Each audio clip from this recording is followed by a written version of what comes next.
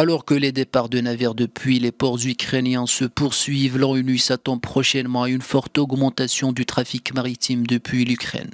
Les exportations de blé commenceront la semaine prochaine. Pour l'heure, ce sont les navires chargés essentiellement de maïs qui ont pu partir.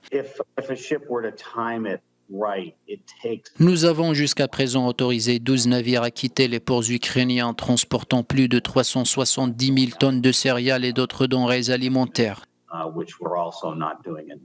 Ces navires étaient bloqués depuis le début de la guerre dans les 3 ports couverts par l'accord. Le premier navire transportant des céréales ukrainiennes a accosté mercredi au port de Mersin en Turquie.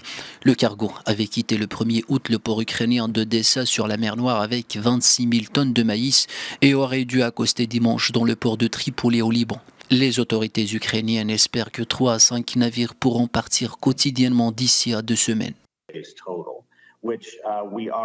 Le délai de livraison est jugé lent à cause des formalités et des procédures d'inspection. Nous travaillons aujourd'hui sur les moyens susceptibles de réduire ce délai sans pour autant changer les formalités régulières.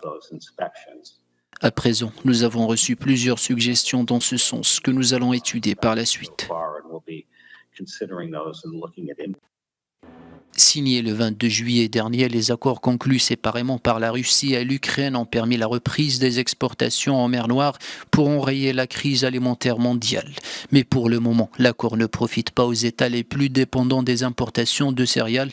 Aucun des 12 navires partis d'Ukraine n'avait pour destination des ports africains.